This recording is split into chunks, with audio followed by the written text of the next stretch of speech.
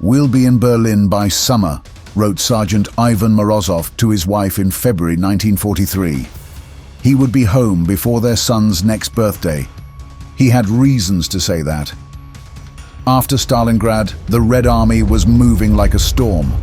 Towns that had taken the Wehrmacht years to conquer fell in hours. The mood in Moscow was no different. Stalin mused that the war might be finished in 1943. His generals promised him as much. The advance was so incredible that Soviet tanks came within a few dozen kilometers of Hitler's own forward headquarters.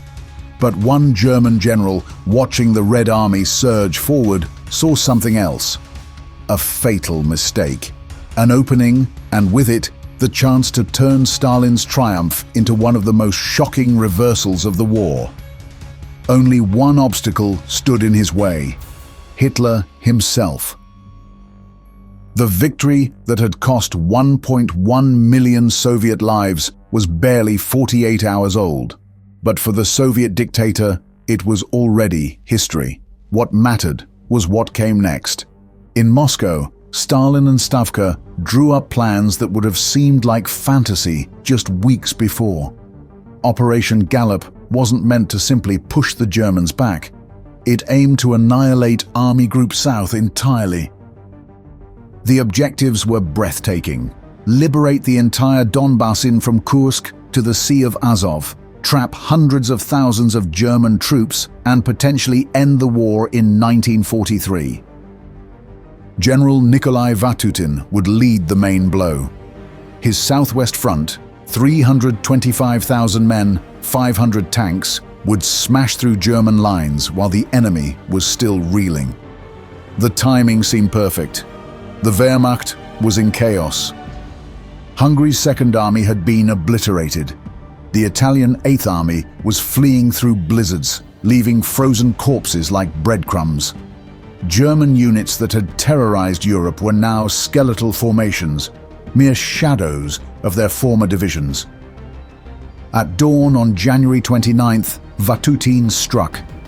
Lieutenant General Kuznetsov's 1st Guards Army surged across the frozen Idar River. The 19th Panzer Division, once the pride of the Wehrmacht, shattered on contact. Within hours, Krasny Liman was burning. Kremenaya fell. German bodies littered the snow, their blood freezing before it could soak into the earth. In Moscow, Stalin monitored reports with increasing satisfaction. Each captured town, each destroyed German unit, confirmed what he believed: the fascists were finished. When field commanders warned about supply lines stretching dangerously thin, about fuel shortages, about the vast distances, their concerns were brushed aside. Victory had its own momentum, and Stalin demanded his generals push harder, faster, deeper into German-held territory. 600 kilometers away, Field Marshal Erich von Manstein studied the same reports with different eyes. Where Stalin saw German collapse, Manstein saw Soviet overextension. The architect of France's conquest was already calculating how to turn Soviet ambition into catastrophe. By February, the Soviet advance was an unstoppable avalanche. General Pavel Poluboyarov's 4th Guards Tank Corps erupted from Soviet lines, creating the deepest penetration of German lines since the Wehrmacht's own blitzkrieg of 1941. In a single day, Soviet armor covered an impossible 85 kilometers, leaving stunned German units in their wake. It was the Germans' own playbook used against them. By noon, Krasnoarmeyskoye had fallen.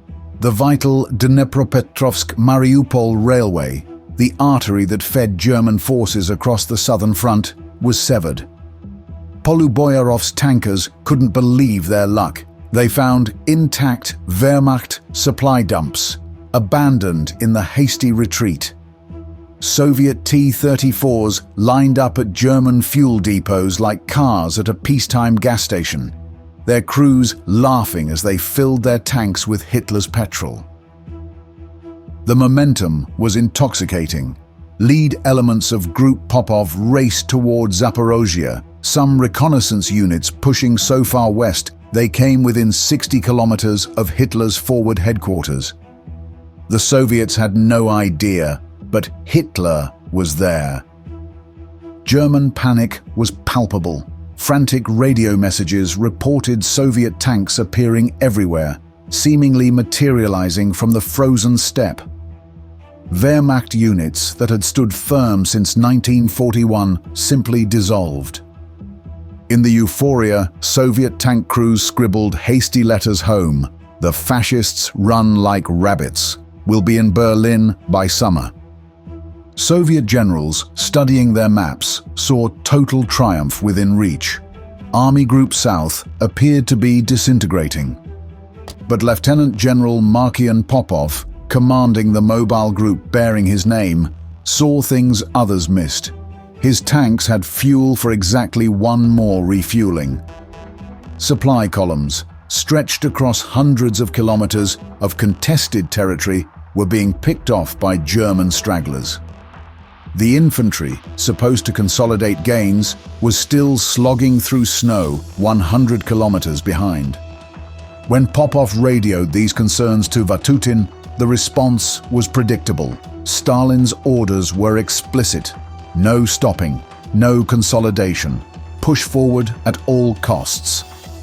As Popov's exhausted tankers pressed on, German communications crackled with a new order. Felix Steiner's 5th SS Wiking Division was directed to contain the Popov tank group. The SS veterans, fresh from their Caucasus retreat, began moving into blocking positions. But containing wasn't what Manstein had in mind. He was planning something far more ambitious.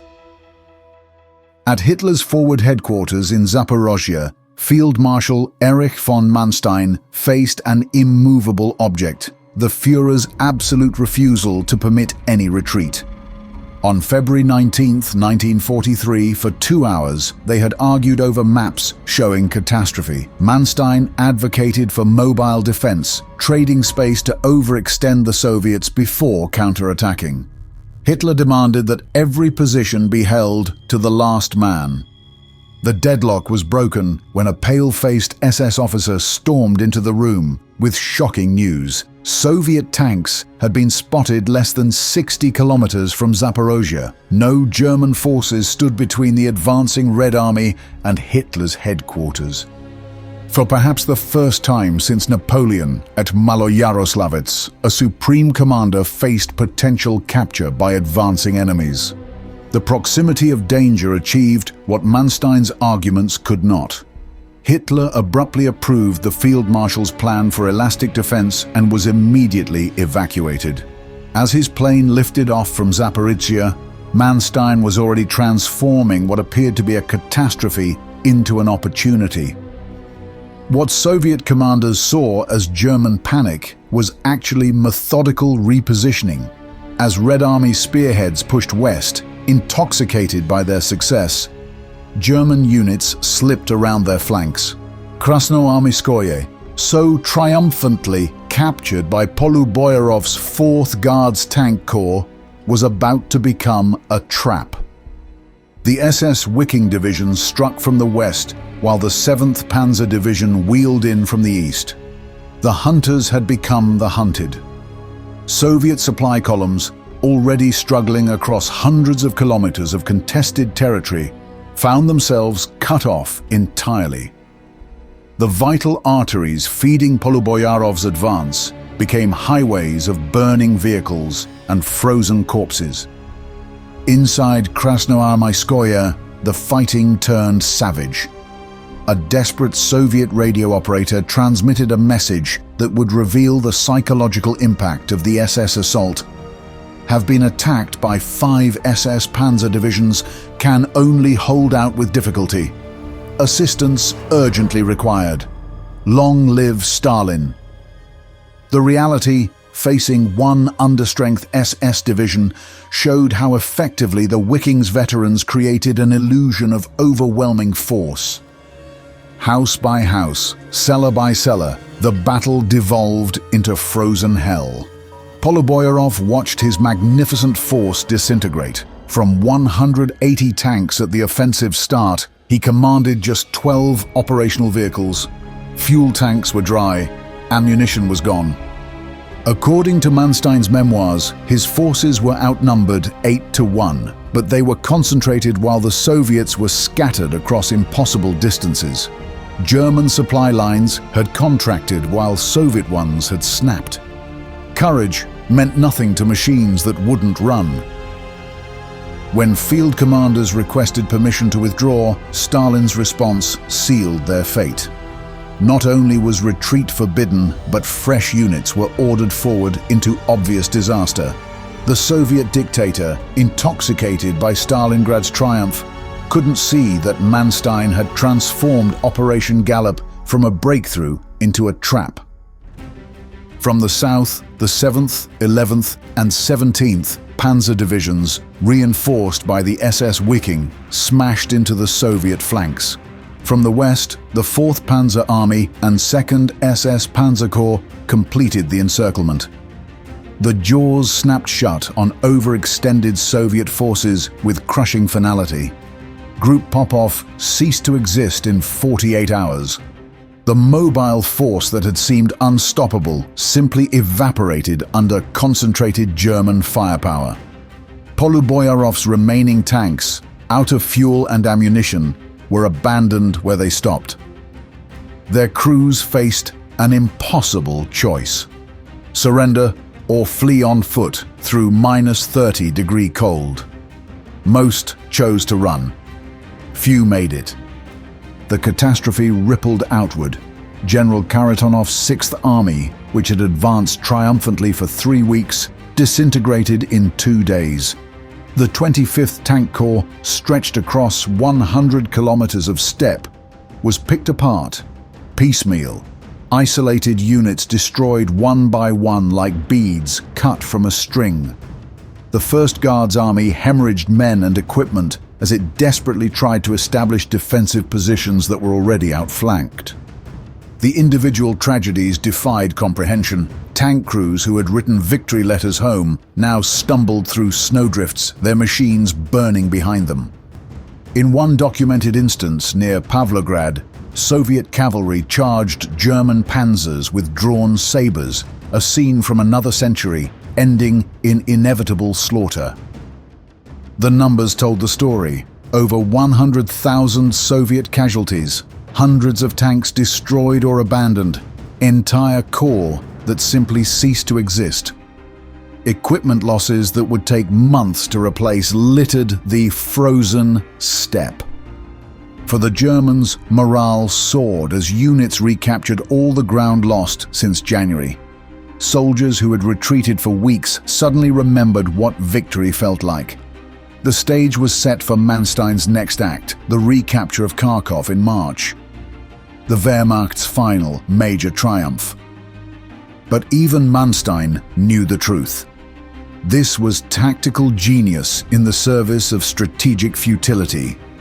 Germany lacked the resources to exploit such victories. Operation Gallop had given Manstein exactly what he needed: not final victory, but time purchased with Soviet blood. Gallop achieved precisely the opposite of its intent. Instead of destroying Army Group South, it revitalized it. The failed offensive handed Manstein everything he needed for the Third Battle of Kharkov. The irony was breathtaking. Soviet forces had come within 60 kilometers of capturing Hitler and potentially ending the war in 1943. Instead, their overreach granted the Third Reich another year of life. Without Gallop's catastrophic failure, historians argue, Berlin might have fallen in 1944. Stalin learned his lesson. At Kursk that summer, the Red Army would fight differently, employing a patient, defensive strategy, letting the Germans exhaust themselves against prepared positions. Never again would Soviet forces lunge so deep without securing their flanks first. Manstein had taught them well.